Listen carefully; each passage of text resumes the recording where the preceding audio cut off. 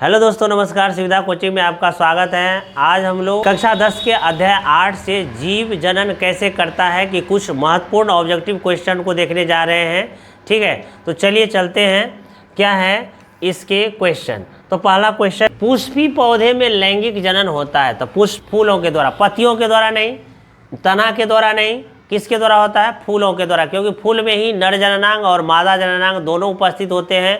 इसीलिए फूल के द्वारा ही लैंगिक जनन होता है, क्योंकि लैंगिक जनन के लिए नर और मादा दोनों का होना आवश्यक है। अलैंगिक जनन में या तो नर होता है या तो मादा, यानी एक व्यक्ति भाग लेता है अलैंगिक जनन में। लैंगिक जनन में नर और मादा दोनों भाग लेते हैं। ठीक है, चलिए। मानव मादा के जनन तंत्र का भाग नहीं है। तो देखिए, मानव मादा मतलब स्त्री का ही भाग है। अंडाशय कह रहे नहीं होना चाहिए, तो ये तो है। गर्भाशय भी है, डिंबवाहिनी यानी कि यहाँ पे फिलोपियन ट्यूब यानी अंडवाहिनी, ये तीनों तो है। तो कौन नहीं है? यहाँ शुक्रवाहिका मादा जनन तंत्र का भाग नहीं है, ये नर जनन तंत्र का भाग है। जहाँ शुक्राणु को ले जाने के लिए जो नली होती है उसी को कहते हैं शुक्रवाहिका। ठीक है, सी नंबर होगा। कहता है नर युग्मक एवं मादा युग्मक के संकलन को क्या कहते हैं?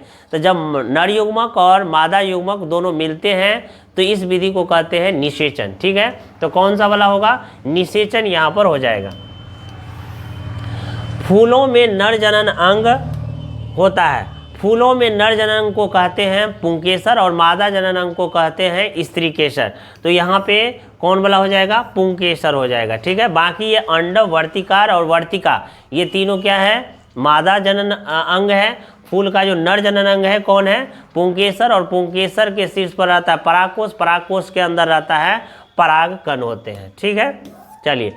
अलैंगिक जनन में किस प्रकार के कोशिका विभाजन होता है? तो देखिए, अलैंगिक जनन में समसूत्री और असमसूत्री दोनों तरह के कोशिका का विभाजन होता है। तो यहाँ बी और सी क्या होंगे? दोनों होगा, यानी समसूत्री और असमसूत्री दोनों तरह के कोशिका, यानी एक कोशिका टूट करके दो समान प्रकार के कोशिका बनते हैं तो उसको समसूत्री कोशिका विभाजन कहते हैं। यहाँ पे है निम्न में से कौन एकलिंगी पादप का उदाहरण है? यानी एक लिंग होना चाहिए, या तो नर या तो मादा। तो सरसों में दोनों लिंग होता है, एक लिंगी और दो लिंगी दोनों होता है। गुड़हल में भी एक लिंगी यानी नर और मादा दोनों लिंग होते हैं। मटर में भी क्या होते हैं? नर और मादा दोनों होते हैं। तो किसमें नहीं होगा? पपीता में नर और मादा क्या रहते हैं? नर और मादा में से एक ही रहता है, या तो नर होगा या तो मादा होगा। तो एक लिंगी यहाँ पे क्या होगा? पपीता हो जाएगा। ठीक है, गतिशील जनन कोशिका को क्या कहते हैं? तो गतिशील जनन कोशिका को नर युग्मक कहते हैं, क्योंकि नर युग्मक जो होता है, नर युग्मक का जो शुक्राणु होता है वो क्या होता है? शुक्राणु में पूंछ होते हैं। ठीक है, और पूंछ किस लिए होता है? क्योंकि जो मादा जनन अंग है वहाँ पर पहुँचने के लिए उसमें ये गति करते रहता है, गति करने के लिए उसमें पूंछ होता है। इसलिए नर युग्मक जो होते हैं शुक्राणु, वो शुक्राणु गतिशील होते हैं, लेकिन जो अंडाणु होते हैं वो गतिहीन होते हैं, उसमें गति नहीं रहता है। केवल ये अंडाशय से निकलकर फिलोपियन ट्यूब में जाके रहता है। लेकिन यहाँ पर जो शुक्राणु है उसको बहुत दूरी तय करना रहता है, इसीलिए इसमें पूंछ रहता है। मध्य भाग है, ये पूंछ है, ये सिर है। मूकलन द्वारा प्रजनन किस में होता है? तो देखिए, मूकलन द्वारा प्रजनन होता है आपको अमीबा में तो द्विखंडन द्वारा होता है, यानी एक अमीबा टूट करके और दो नए संतति का निर्माण करते हैं। ईस्ट में मूकलन द्वारा होता है। ईस्ट में क्या होता है? जो नए संतति का निर्माण होता है वो मुकुल यानी उभार निकलता है, उसी से नए ईस्ट का निर्माण होता है। तो इसमें क्या हो जाएगा? मुकुल द्वारा अमीबा हो जाएगा, हाइड्रा हो जाएगा। मानव मादा में अंडाणु निषेचन होता है। देखिए, मानव मादा में अंडाणु का निषेचन फिलोपियन ट्यूब में होता है। तो यहाँ पे क्या होगा? गर्भाशय नहीं होगा, अंडाशय नहीं होगा, योनि नहीं होगा, क्या होगा? फिलोपियन नलिका होगा, जहाँ पे अंडाणु और शुक्राणु दोनों मीटिंग करते निषेचन होता है। तने पर अपस्थानिक कलियां किस में पाई जाएगी? पुदीने में, आलू में, ब्रायोफिल में, सभी में। तो देखिए, यहाँ ब्रायोफिल तो नहीं होगा, क्योंकि ब्रायोफिल में पत्ता से जन्म लेता है। पुदीना में नहीं होगा, क्योंकि ये अंतः भूमिगत होता है। और ये आलू में हो जाएगा, क्योंकि आलू के तने पर अपस्थानिक कलियां पाई जाती है। तो ये वाला आपका सही हो जाएगा। मूकलन द्वारा अलैंगिक जनन मुकुलन द्वारा लैंगिक जनन कहाँ होता है? हाइड्रा में होता है, हाइड्रा में होता है। हाइड्रा में एक उभार निकलता है और यहीं से वो जनन करता है। यहाँ पे उभार निकलता है, ये उभार धीरे धीरे बढ़ते बढ़ते एक नए संतति का निर्माण कर देते हैं। मटर में तो लैंगिक जनन होता है, ठीक है, तो ये तो नहीं होगा, तो किस में होगा? हाइड्रा में हो जाएगा। पराग नलिका का बीजांड की ओर वृद्धि करना किस प्रकार के अनुवर्तन से संबंधित है? तो देखिए यहाँ पर किस प्रकार के? प्रकाश अनुवर्तन से नहीं होगा, जो प्रकाश की ओर आकर्षित हो तो ये तो होगा नहीं। गुरुत्वाकर्षण, जो गुरुत्व बल के आकर्षण से हो तो वो तो होगा नहीं। जलानुवर्तन, जो जल की ओर आकर्षित करता है, ये होगा नहीं। रसायनानुवर्तन, ये वाला हो जाएगा केमोट्रोपिज्म, ठीक है। तो केमोट्रोपिज्म यानी रासायनिक अनुवर्तन के कारण परागकण है वो पराग नली की ओर वृद्धि करता है। किसके कारण? ये रसायनानुवर्तन के कारण। भ्रूण को माँ के रुधिर से ही पोषण मिलता है। भ्रूण को माँ के रुधिर से पोषण मिलता है, इसके लिए एक विशेष संरचना होती है जिसे क्या कहते हैं? जिसे कहते हैं प्लेसेंटा। अंडवाहिनी और अंडाशय कहते हैं, क्या कहते हैं? प्लेसेंटा कहते हैं। निम्नांकित में से कौन पुनरुद्भवन का उदाहरण है? तो इसमें पुनरुद्भवन का उदाहरण हाइड्रा ने होगा, क्योंकि हाइड्रा में मुकुलन होता है, अमीबा में द्विखंडन होता है। कौन होगा यहाँ? स्पायरोगैरा होगा, ठीक है। स्पायरोगैरा में पुनरुद्भवन यानी एक जीव खंड होके जो नए खंड बनता है, वो खंड क्या होता है? धीरे धीरे विकसित होकर के एक नए जीव का निर्माण कर देते हैं। शुक्राणुओं का मोचन कहाँ होता है? देखिए शुक्राणुओं का मोचन होता है कहाँ पर? शुक्राणुओं का मोचन कहाँ होता है? शुक्राणुओं का मोचन होता है अधिवृषण में। कहाँ पर होता है? अधिवृषण में शुक्राणुओं का मोचन होता है। एकलिंगी पुष्प का उदाहरण है। एकलिंगी पुष्प का उदाहरण है यहाँ पपीता। पपीता में या तो नर वाला होगा या तो मादा वाला होगा। बाकी जो ये सरसों है, अड़हुल है, ये सब दोनों नहीं होगा, क्योंकि इसमें दो लिंगी है, इसमें मादा, नर और मादा दोनों पाए। मानव जनन अंग किस आयु में परिपक्व या क्रियाशील हो जाता है? तो देखिए 12 वर्ष की आयु में मानव का जो जनन अंग है वो परिपक्व हो जाता है, यानी जनन करने योग्य हो जाता है, ठीक है।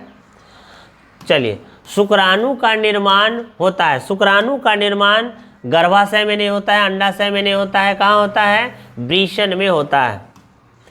लिंग गुणसूत्र का पूर्ण जोड़ा पाया जाता है। तो देखिए लिंग गुणसूत्र कहते हैं जो मनुष्य में 46 गुणसूत्र पाए जाते हैं, यानी 23 जोड़ा, जिसमें 22 जोड़ा आपको कायिक अंगों को विकसित करने के लिए है, यानी हाथ, कान, नाक, यानी अंग जितना भी सारा अंग है उसमें 22 जोड़ा होता है, रंग रूप।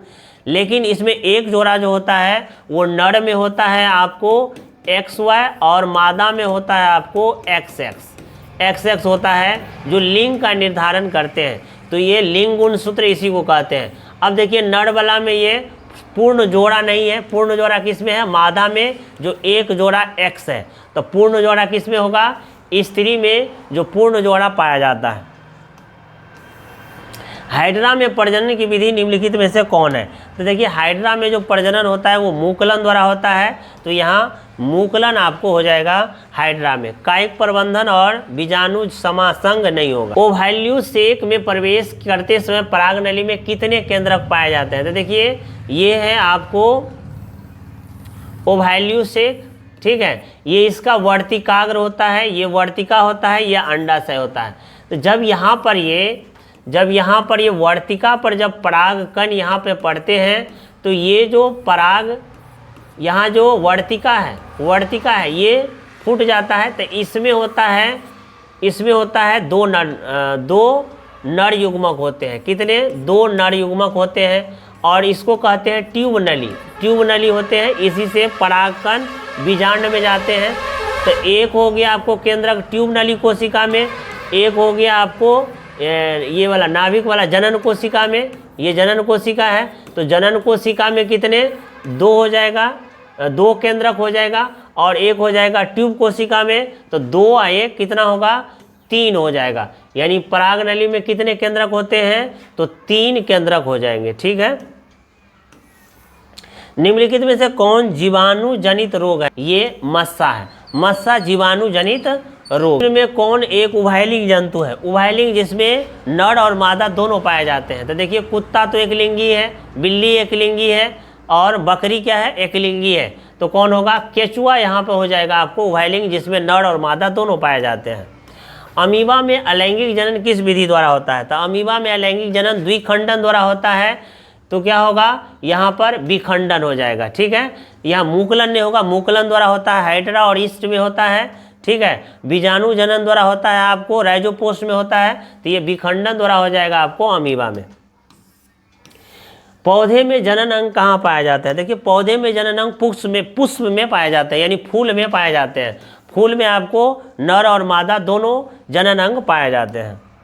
निम्नलिखित में से किस में द्विखंडन नहीं होता है, द्विखंडन देखिए अमीबा में द्विखंडन होता है, लेकिन ईस्ट में जो है मुकुलन होता है। तो यहाँ पर क्या हो जाएगा, ईस्ट आपका सही आंसर हो। परागकण निम्न में से किसके अंदर बनते हैं, तो परागकण पराग कोश के अंदर बनते हैं। ये पराग कोश पुंकेसर का शीर्ष भाग होता है जिसमें परागकण बनते हैं। तो परागकण किसमें, पराग कोश में बढ़ते हैं। वर्तिका, अंडाशय और अंडाशय ये दोनों क्या है, स्त्री केसर वाला भाग है, और पतियां तो आप जानते ही हैं, ठीक है।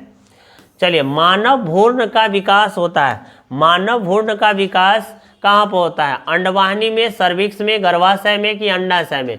तो मानव भ्रूण का विकास होता है कहाँ पर, गर्भाशय में होता है। गर्भाशय में मानव के भ्रूण का विकास कहाँ होता है, गर्भाशय में। किस प्रकार के जनन में जनक के शरीर से कलिका निकलती है, यानी उभार निकलता है, तो मुकुलन में निकलता है। मुकुलन द्वारा जो जनन करता है, यानी हाइड्रा और ईस्ट में मुकुलन द्वारा उसके शरीर से कलिका निकलती है। स्त्री केसर का आधारीय भाग को क्या कहते हैं, स्त्री केसर के आधारीय भाग को अंडाशय कहते हैं। अंडाशय के ऊपर वर्तिका, उसके ऊपर वर्तिकाग्र होता है, ठीक है। तो ये अंडाशय आपका सही हो जाएगा, ठीक है। पुंकेसर के अग्रभाग को क्या कहते हैं, पुंकेसर के अग्रभाग को यानी ऊपर वाले भाग को कहते हैं परागकोश, जिसमें परागकण पाए जाते हैं। निषेचन की क्रिया किस जीव में मुख्यतः होती है, देखिए निषेचन की क्रिया होती है आपको अमीबा में, तो निषेचन नहीं होगा क्योंकि अमीबा में द्विखंडन होता है, अलैंगिक जनन होता है, तो इसमें निषेचन नहीं होगा। ईस्ट में मुकुलन द्वारा होता है, तो इसमें भी नहीं होगा, ये अलैंगिक जनन है, ये ईस्ट में होता है, तो ये भी नहीं होगा निषेचन। पुष्पी पादप एवं जंतु, ये वाला सही है। पुष्पी पादप में मादा और नर दोनों जनन अंग होते हैं, तो इसी में क्या होगा, निषेचन होगा। निषेचन के फलस्वरूप अंडाशय की दीवारें बनती है। निषेचन के बाद अंडाशय की दीवारें बन जाती है, फल बन जाती है, ठीक है। बीजांड की दीवारें मोटी होकर बनती है, बीजांड की दीवारें मोटी होकर फल का रूप ले लेती है। निम्नलिखित में से कौन सा भाग केवल पुरुष जननांग में पाया जाता है, केवल पुरुष जननांग में, देखिए फिलोपियन ट्यूब तो मादा में पाया जाता है, ठीक है। परिपक्व फूटक ये भी मादा में, लेविया माइनोरमा ये सारे मादा में। कौन होगा, शुक्रवाहिका यहाँ पे होगा, शुक्रवाहिका आपको पुरुष जननांग में केवल पाया जाता है, ये होगा शुक्रवाहिका। निम्नलिखित में से कौन लैंगिक जनन संचारित रोग नहीं है, तो देखिए लैंगिक जनन संचारित रोग एड्स है, तो ये वाला नहीं होगा, करे नहीं है। गोनोरिया है, ये भी नहीं होगा। सिलफिस है, ये भी नहीं होगा। कौन होगा, टाइफाइड होगा। टाइफाइड जनन संचारित रोग नहीं है, टाइफाइड, ठीक है। गुणसूत्र कहाँ पाए जाते हैं, गुणसूत्र आपको केंद्रक में पाए जाते हैं। गुणसूत्र कहाँ पाए जाते हैं, कोशिका के केंद्र में पाए जाते हैं, गुणसूत्र पाए जाते हैं, ठीक है। चलिए, डीएनए का पूरा नाम क्या है, डीएनए का पूरा नाम है डीऑक्सीराइबोन्यूक्लिक एसिड। डीऑक्सीराइबोन्यूक्लिक एसिड को क्या कहते हैं, कहते हैं डीएनए। यौवन की आयु क्या होती है, देखिए यौवन की आयु होती है 10 से 12, 10 से 12 यानी 11, 12 यही यौवन की अवस्था कहलाते हैं। तो क्या होगा, 10 से 12 हो जाएगा, ठीक है। अंडो उत्सर्ग कब होता है, अंडो उत्सर्ग होता है जब रजोधर्म शुरू होता है, रजोधर्म के 14वें दिन के बाद। 14वें दिन के बाद यानी 12 से 14वें दिन में क्या होता है, 12 से 14वें दिन के बाद अंडा का उत्सर्जन होता है, यानी 14वें दिन होता है। 14वां दिन क्या होता है, अंडा का उत्सर्जन होता है। जिस जीव जिस परक्रम द्वारा अपनी संख्या में वृद्धि करता है उसे क्या कहते हैं, तो जीव जिस परक्रम द्वारा अपनी संख्या में वृद्धि करता है उसे जनन कहते हैं। क्या कहते हैं, जनन का। लड़कियों में यौवनावस्था के लक्षण का नियंत्रण करने वाले हार्मोन को क्या कहते हैं, तो देखिए इसको कहते हैं प्रोजेस्टेरोन कहते हैं। क्या कहते हैं, प्रोजेस्टेरॉन। प्रोजेस्टेरॉन ये यौवनावस्था के लक्षणों को नियंत्रित करता है, ठीक है। जो भी इसमें अंतर आता है उनके शरीर में, ये सारे नियंत्रित कौन करता है? प्रोजेस्टेरॉन करता है, ठीक है।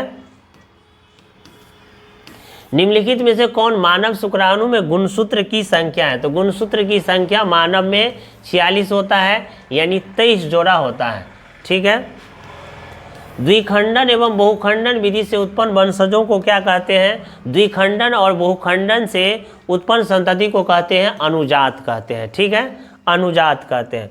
पौधे के मादा युग्मक को क्या कहते हैं? पौधे के मादा युग्मक को अंडाणु कहते हैं और नर युग्मक को शुक्राणु कहते हैं। पौधे के मादा युग्मक को अंडाणु कहते हैं और नर युग्मक को शुक्राणु कहते हैं, ठीक है। एक कोशिका विभाजित होकर कितनी कोशिका बनता है? एक कोशिका विभाजित होकर 2 बनता है। एक कोशिका विभाजित होकर कितने बनता है? 2। कौन सा अणु है जो जीव संरचना, डिजाइन या ब्लूप्रिंट रखता है? ये ब्लूप्रिंट रखता है कौन? डीएनए। डीएनए अणु है जो जीव की संरचना या डिजाइन का ब्लूप्रिंट यानी कहेंगे फोटोकॉपी रखता है, वो है डीएनए। दो कोशिका जो समसूत्रों विभाजन के परिणाम स्वरूप बनती है, कैसी होती है? तो ये एक जैसी होती है। 2 कोशिका समसूत्री यानी एक जैसे विभाजन होकर के एक जैसी कोशिका होगा, ठीक है। एकलिंगी जीव में प्रजनन की कौन सी विधि है? विखंडन और खंडन, पुनर्जनन, मुकुलन, ये सारे होगा। एकलिंगी जीव में ये सारे, विखंडन भी होता है, खंडन भी होता है, पुनर्जनन भी होता है, मुकुलन भी होता है, ये सारे होगा एकलिंगी जीव में। विभिन्नताएं किसका आधार होती है? विभिन्नताएं जो है वो जैव विकास का आधार होता है। विभिन्नताएं होगी तभी क्या होगा? जैव विकास होगा। प्लाज्मोडियम में अलैंगिक जनन की कौन सी विधि होती है? प्लाज्मोडियम में अलैंगिक जनन के यहाँ पे क्या होगा? बहुखंडन होगा। प्लाज्मोडियम में क्या होता है? बहुखंडन होता है। निम्नलिखित में से कौन सा जीव विखंडन द्वारा जनन करता है? विखंडन द्वारा जनन करता है यहाँ पर अमीबा। अमीबा विखंडन द्वारा जनन करता है, यानी एक अमीबा टूट करके 2 नए अमीबा का निर्माण करते हैं। जनन कोशिका जनन की कौन सी विधि में जीव टुकड़ों में बट जाती है और ये टुकड़े वृद्धि करके नए जीव में विकसित हो जाता है? तो ये होता है पुनरुद्भवन में। पुनरुद्भवन में एक जीव टूट करके खंड हो करके ये खंड आगे बढ़ करके और नए जीव का निर्माण करता है। एस्पायरोगैरा में जनन की कौन सी विधि है? एस्पायरोगैरा में यहाँ पे क्या हो जाएगा? पुनर्जनन विधि है। एस्पायरोगैरा में एक एस्पायरोगैरा टूट करके खंड हो करके ये खंड क्या होते हैं? बढ़ने लगते हैं और एक नए एस्पायरोगैरा का निर्माण करता है, ये पुनर्जनन में होता है। हाइड्रा पुनर्जनन की क्षमता वाली कोशिकाओं का उपयोग किसके लिए करते हैं? तो ये करते हैं आपको मुकुलन द्वारा। हाइड्रा पुनर्जनन की क्षमता वाली कोशिकाओं का उपयोग किसके लिए करते हैं? तो मुकुलन के लिए करते हैं। मुकुलन किस जीव में देखी जा सकती है? तो मुकुलन देखी जा सकती है आपको किसमें? ईस्ट में, क्योंकि अमीबा और ब्रायोफिलम में नहीं होगा, किसमें होगा? ईस्ट में होगा। कायिक प्रबंधन द्वारा जनन करता है। कायिक प्रबंधन द्वारा जनन करता है यहाँ पे कौन? गन्ना। गन्ना यहाँ पर कायिक प्रबंधन द्वारा, गुलाब भी होगा यहाँ पर, अंगूर भी होगा, तो इसमें सभी हो जाएगा। क्या होगा? इसमें सभी हो जाएगा। कायिक प्रबंधन द्वारा जनन क्या होगा? इसमें सभी हो जाएगा। किस अलैंगिक जनन की विधि में पौधे का पूरा शरीर पौधे के किसी भाग जैसे जड़, तना या पत्ते से विकसित होता है? तो ये होता है कायिक प्रबंधन में। कायिक प्रबंधन में या तो जड़ से, या नहीं तो तना से, नहीं तो पत्ते से विकसित किया जाता है। ब्रायोफिलम में कायिक प्रबंधन किसके द्वारा होता है? तो पत्तों के द्वारा होता है। ब्रायोफिलम के पत्ता से ही नए जीव का निर्माण हो जाता है। ये क्या होगा? इसमें पत्तों के द्वारा होगा।